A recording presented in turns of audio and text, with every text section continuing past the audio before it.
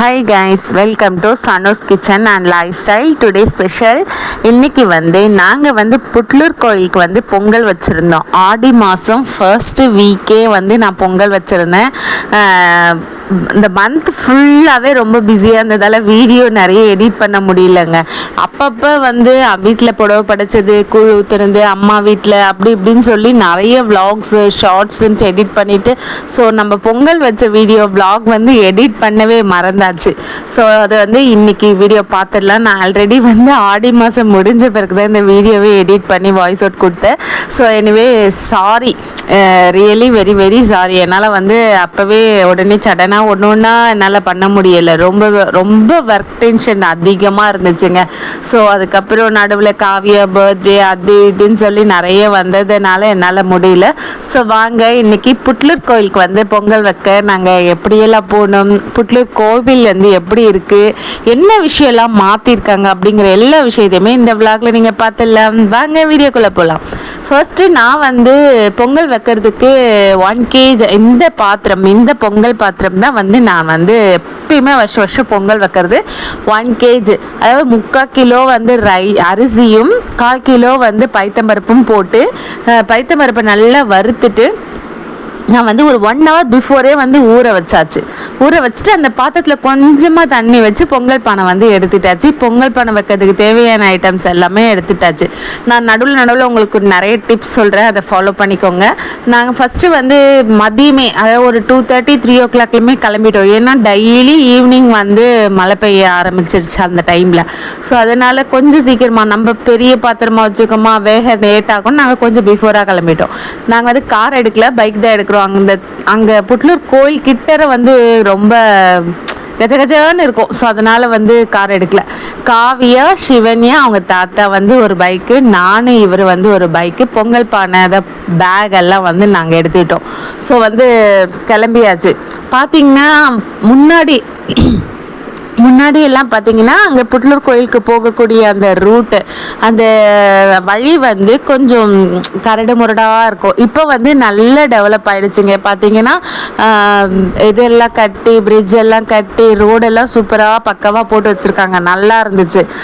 நமக்கு கோயில் கிட்டற போகக்கூடிய அந்த ஸ்ட்ரீட் பார்த்தீங்கன்னா பாருங்கள் இப்படி தான் இருக்கும். ரெண்டு பக்கமும் கடை, நடுவில் பைக்கு, வண்டி, அது இதுன்ட்டு நிறைய விட்டு வச்சுருப்பாங்க. நமக்கு போகிறதுக்கே ரொம்ப டென்ஷனாக இருக்குங்க. பைக்கில் போகிற சொல்லவே நம்ம ரொம்ப ஸ்லோ பண்ணி தான் போகணும். அன்றைக்கி சாட்டர்டே ஆஃப்டர்நூன்றதால நான் கொஞ்சம் கடையெல்லாம் மூடி இருந்தாங்க. நம்ம வர்றப்ப நான் முடிஞ்சால் அவங்களுக்கு காட்டுறேன். பாருங்கள் எவ்வளோ கடை இருக்கும் தெரியுங்களா, நிறைய கடை இருக்கும். நம்ம வீட்டில் அம்மன் சாமி, அம்மா வீட்டில் அம்மன் சாமியெல்லாம் நான் உங்களுக்கு காமிச்சலையே, அந்த 2 அம்மன் சாமிங்களுமே நான் இந்த மாதிரி கோயிலுக்கு பொங்கல் வைக்க போகிறப்ப இந்த மாதிரி ஸ்ட்ரீட் கடைகளில் தான் நான் வாங்கினது. ரொம்ப ரொம்ப அழகாக இருக்கும். நிறைய விஷயம் வச்சுருப்பாங்க அங்கே புட்லூர் கோயிலில். வளையல், எலுமிச்சப்பழ மாலை, அது இதுன்ட்டு நல்ல ஃபேமஸான ஒரு கோயில். ரொம்ப சூப்பராக இருக்கும். இந்த கோயிலுக்குன்னு தனி ஸ்பெஷாலிட்டி உண்டு. குழந்தை இல்லாதவங்க எல்லாமே இங்கே வேண்டிட்டாங்கன்னா கண்டிப்பாக குழந்தை பிறக்கும். நிறைய விஷயம் உண்டு. நம்ம காவியா குட்டியுமே எனக்கு ஒரு 1 year கிட்ட மேரேஜ் ஆகிட்டு 1 year கிட்ட குழந்தை கிடையாது. நம்ம காவியாக்குமே இங்கே வேண்டிட்டு தான் குழந்தை காவியா பிறந்தா.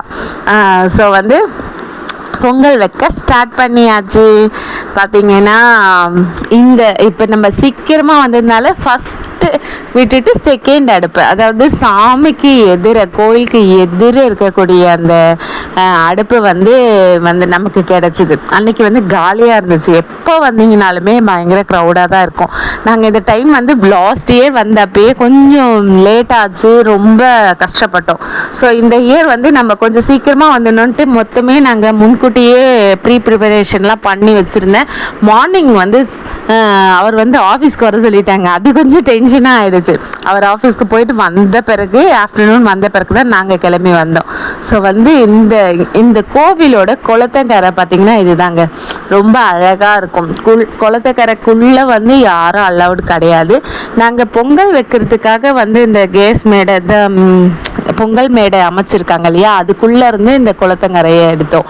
அதுக்கு முன்னாடி இந்த குளத்தங்கரை பார்க்கலாம் முடியாது. சுற்றி மரம் அதிகமாக இருக்கும், உள்ளே யாரும் அலவுட் கிடையாது. இப்போ பார்த்திங்கன்னா ஆப்போசிட்டில் கோவில். கோவிலுக்கு ஆப்போசிட்டில் தான் வந்து இந்த பொங்கல் மண்டபம் வந்து அமைச்சிருக்காங்க. இது வந்து ஒரு 3 இயர்ஸ் கிட்ட ஆயிடுச்சு. அதுக்கு முன்னாடி நாங்கள் இந்த மரத்தடியில் கீழே அப்படி தான் பொங்கல் வச்சுட்டு இருந்தோம். இப்போ பார்த்தீங்கன்னா ஒரு 3 இயர்ஸாகவே 3 or 4 இயர்ஸ் நினைக்கிறேன் இந்த பொங்கல் மண்டபம் வந்து ரெடி பண்ணியிருந்தாங்க. ரொம்பவே ஈஸியாக இருக்குது. நம்ம உட்காந்துட்டு கஷ்டப்படணும் அப்படின்லாம் இல்லை. நம்ம வீட்டில் சமைக்கிற மாதிரியே சூப்பராக வந்து ஹைட்டு எல்லாமே நல்லா அழகாக பண்ணியிருக்காங்க. பார்த்திங்கன்னா இந்த சைடு ஒரு 20 அடுப்பு இருக்கும், இந்த சைடு ஒரு 20 அடுப்பு இருக்கும். ரொம்ப சூப்பராக கன்வீனியண்ட்டாக இருக்குது. இங்கே வந்து சிங்க்குமே வச்சுருக்காங்க. வச்சு டேப் தண்ணி வந்து வேணுன்றவங்க அப்படியே நம்ம யூஸ் பண்ணிக்கலாம். ஸோ பார்த்திங்கன்னா காவியா அதை தான் காமிக்கணும்னு கூப்பிட்டா அவங்க டேடி வந்து இப்படியே திரும்பிட்டாங்க. ஸோ அந்த கார்னரில் சிங்க் ஏரியா உண்டு, தண்ணியெல்லாம் யூஸ் பண்ணிக்க முடியும். பார்த்திங்கன்னா இப்போ பார்த்தீங்கன்னா கோவில் வந்து காலியாக இருக்குன்றதுனால காவியா சிவன்யா அவங்க தாத்தா வந்து கோவிலுக்கு வந்து தர்ஷன் போயிருக்காங்க. பார்த்திங்கன்னா பொங்கல் வந்து வச்சாச்சு. பயங்கரமாக ஃபாஸ்ட்டாக எரியுது கேஸு, அடுப்பு. ஸோ அதனால் வந்து க்ரௌடு அதிகமாக இல்லைன்றதுனால நமக்கு புகையுமே கூட வந்து ஜன்னல் வழியாக போயிடுது.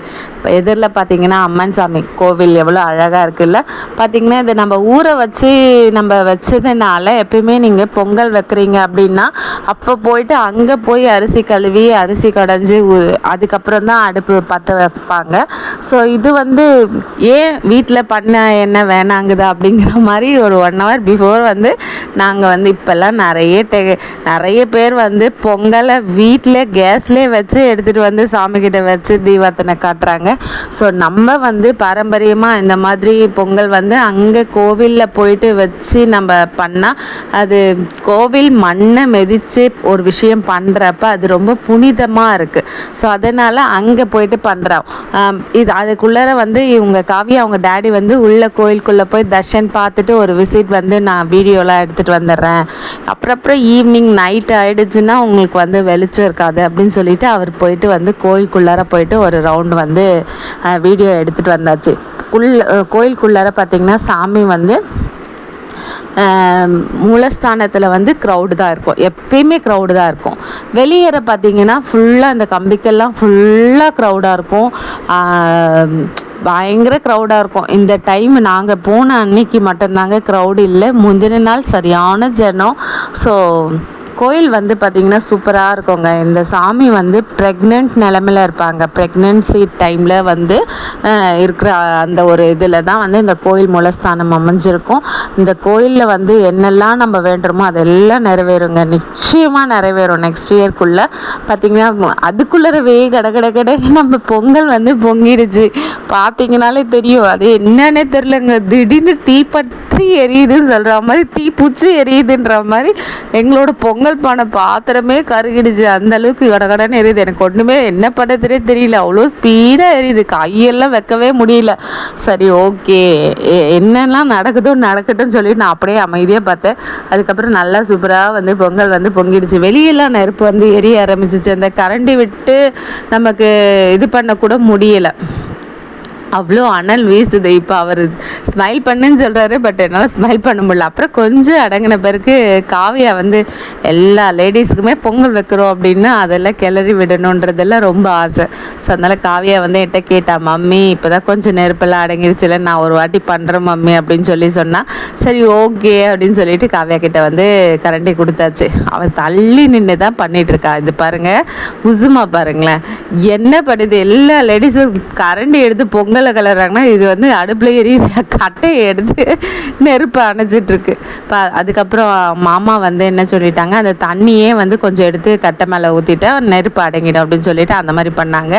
அந்த சூரிய அஸ்தமம் ஆகிற அதாவது ஈவினிங் டைமில் பார்த்திங்கன்னா அந்த கோயிலோட கோபுரமே ரொம்ப அழகாக தெரிஞ்சுது. அதுக்காக தான் அந்த வீடியோவே எடுத்தாங்க. பார்த்திங்கன்னா வெல்லம் போட்டாச்சு. நாங்கள் வந்து சக்கரை பொங்கல் தான் பொங்கணும். சக்கரை பொங்கலுக்கு தேவையான வெல்லம், அதெல்லாம் செப்பரேட்டாக வந்து வாங்கி நான் வீட்லேயே வந்து நல்லா பொடி பண்ணி வெல்லத்தை வந்து நல்லா நசுக்கி எடுத்துகிட்டு வந்துட்டேன். இங்கே வந்து நசுக்கணுன்னா அதெல்லாம் அதுக்கு ஒரு இதெல்லாம் தேடிட்டு இருக்கணும். ஸோ அதனால் வீட்லேயே நல்லா நசுக்கி தூளை ஆக்கிட்டு அதை வந்து ஒரு கவரில் போட்டு கொண்டு வந்துட்டேன். அதுக்கப்புறம் நெய், முந்திரி, திராட்சை, இது எல்லாத்தையுமே வந்து நான் அங்கேயே வீட்லேயே தாளித்து அதுக்கப்புறம் அதை ஆற விட்டு அதுலேயே வந்து உங்களுக்கு கொஞ்சமாக அந்த வாசனைக்காண்டியும் பச்சை கற்பூரம் போடுவேன். ஸோ அது கொஞ்சம் போட்டு அதுக்கப்புறம் வந்து ஏலக்காய் பொடி, ஏலக்காய் சுக்கு போட்டு சுகர் போட்டு பவுடர் பண்ணி நம்ம சக்கரை பொங்கலுக்கு ஆட் பண்ணால் ரொம்ப சூப்பராக இருக்கும். நிறைய பேர் ஏலக்காய் பொடி மட்டும் தான் போடுவாங்க. ஏலக்காய் பொடியோடு நீங்கள் சுக்கு கொஞ்சம் போட்டு பாருங்கள், ரொம்ப டேஸ்டியாக இருக்கும். ஸோ அதனால் நான் எப்போ ஏலக்காய் பொடி பண்ணாலும் சுக்கு கொஞ்சம் ஆட் பண்ணி தான் பொடி பண்ணுவேன். ஸோ அதை போட்டுட்டு அதை கொஞ்சம் அதிலேயே நெய்லேயே போட்டு எடுத்துகிட்டு வந்துட்டேன். ஸோ எடுத்துகிட்டு வந்துட்டு நம்ம தாளித்து விட்டு இந்த பாத்திரத்தையுமே வந்து நான் இங்கேயே வாஷ் பண்ணிட்டேன். எப்போயுமே சூட்டில் வந்து இப்படி வாஷ் பண்ணிட்டோம்னா நமக்கு ரொம்ப ஈஸியாக இருக்கும். நமக்கு வீட்டிலலாம் சாம்பலுக்கெல்லாம் எங்கெங்கே போகிறது. ஸோ அதனால் இங்கேயே வாஷ் பண்ணி இங்கேயே மஞ்சள் குங்குமம் இட்டு தான் வந்து நான் உள்ளார கோயிலுக்குள்ளார எடுத்துகிட்டு போவேன். ஸோ அதுக்காட்டி கொஞ்சம் மஞ்சள் குங்குமம் வந்து எடுத்துகிட்டு வந்திருந்தேன். மாமா தான் வந்து நின்றுட்டு தண்ணி கொஞ்சம் கொஞ்சமாக விட்டுட்டு இருந்தாங்க. காவியா தான் வீடியோ எடுத்துகிட்ருக்கா. ஸோ அவங்கெல்லாம் தர்ஷன் முடிச்சுட்டு வந்துட்டாங்க. அவர், மாமா, காவியா, சிவன்யா எல்லாருமே சாமி பார்த்துட்டாங்க. இன்னும் நான் மட்டும் தாங்க பார்க்கல. சரி பொங்கல் பானை எடுத்துகிட்டு போயிட்டு நம்ம தர்ஷன் பார்த்துக்கலாம்னு சொல்லிவிட்டு நான் வந்து பொங்கல் வச்சுட்டு இருந்தேன். பார்த்திங்கன்னா சாமிக்கு படையலிடுறதுக்கு என்னெல்லாம் வேணுன்றதை எடுத்து வச்சிடலாம். இதெல்லாம் நான் தனி கவரில் தனி பேக்கில் போட்டு கொண்டு வந்திருந்தேன். தேங்காய், எலுமிச்சைப்பழம் வந்து இந்த கோவிலில் வந்து எலுமிச்சைப்பழம் சாமியோட வயிற்று மேலே வச்சு நம்ம வந்து மண்டிட்டு அவங்க பூசாரி வந்து மேலே வைப்பாங்க. நம்ம என்ன வேண்டிக்கிறோமோ அந்த விஷயம் உடனே நிறைவேறணுன்னா அந்த எலுமிச்சைப்பழம் டக்குன்னு விழுந்துருங்க. நம்ம நினைக்கக்கூடிய விஷயம் வந்து கொஞ்சம் டிலே ஆகும் அப்படின்னா கொஞ்சம் நேரம் கழித்து விழும். ஸோ இந்த கோயிலுடைய ஸ்பெஷாலிட்டி இந்த விஷயந்தான். நம்ம நினச்சி வந்த காரியம் டக்குன்னு நிறைவேறதுக்கு இந்த எலுமிச்சைப்பழம் அம்மன் மடி மேலே வயிற்று மேலே ப்ரெக்னெண்ட்டாக இருக்காங்க இல்லையா, அவங்க வயிற்று மேலே வச்சு நமக்கு வந்து விடுவாங்க. அந்த எலுமிச்சைப்பழம் உருண்டு வந்து நம்ம மடியில் விழும். ஸோ அதுதான் இங்கே மெயின். இவர் என்ன பண்ணுறாரு பாருங்களேன், இவர் டக்குன்னு பொங்கல் பாத்திரத்தை எடுத்து வச்சுட்டு இப்படி பொங்கல் ஆற்றிட்டுருக்காங்க. எல்லாருக்கும் கொடுக்கணும் இல்லையா. நான் எப்போயுமே பொங்கல் பண்ணேன்னா அங்கே இருக்கிறவங்க எல்லாருக்குமே வந்து கொடுத்துருவேன். அம்மா வாங்க.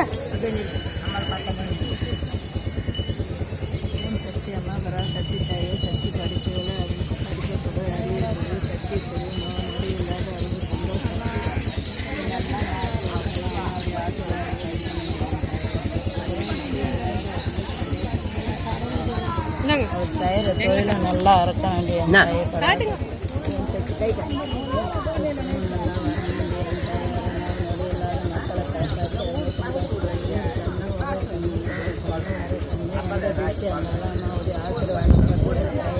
அது நினச்சி வந்தது நடக்கணும்.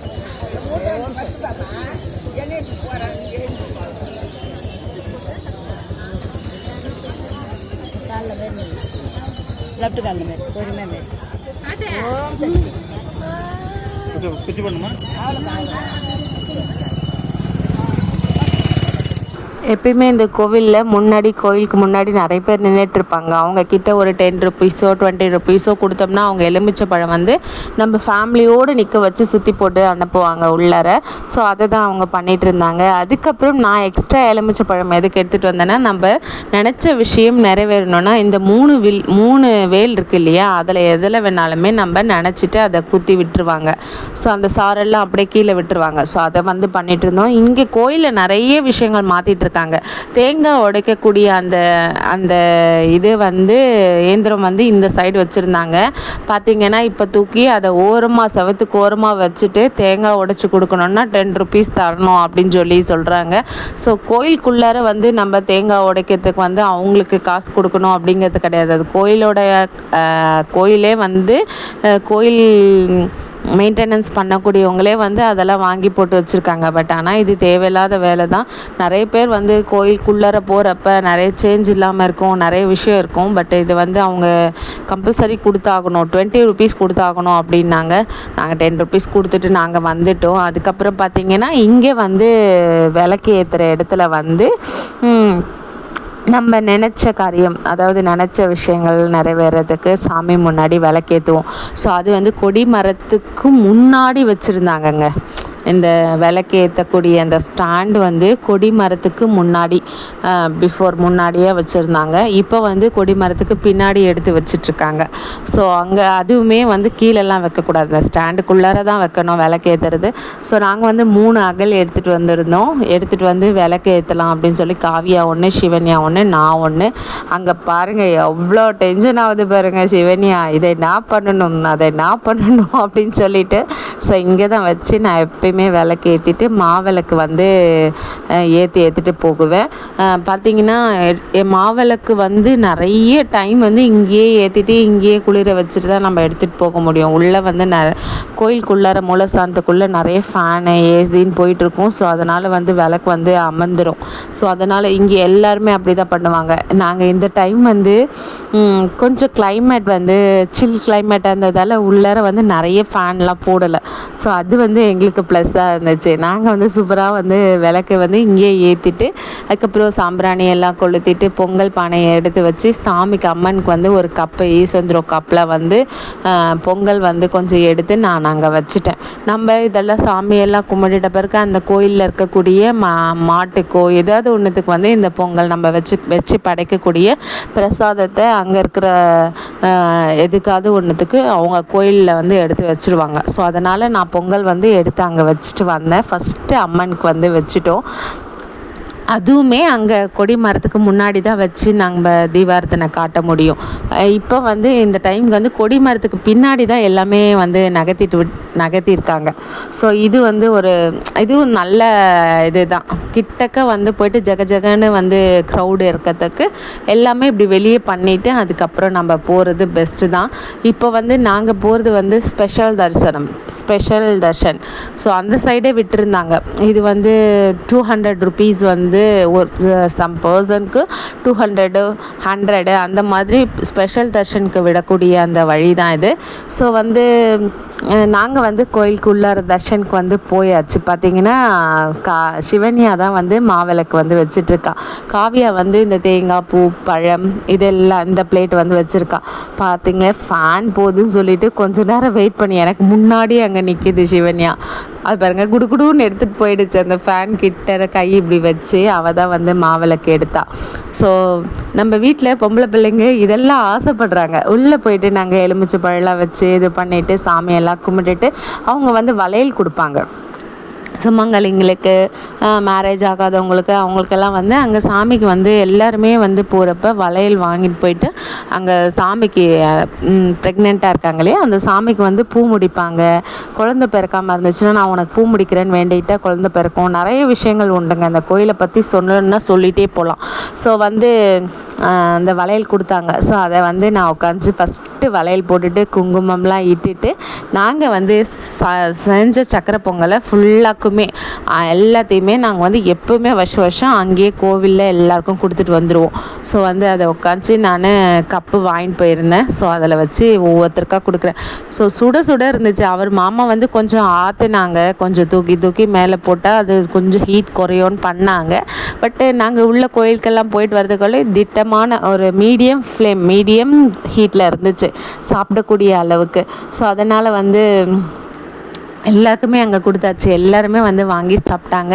எங்களுக்கு ரொம்ப ஹாப்பியாக இருந்துச்சு. பாருங்கள் பொங்கல் பானையே காலி ஆகிடுச்சு.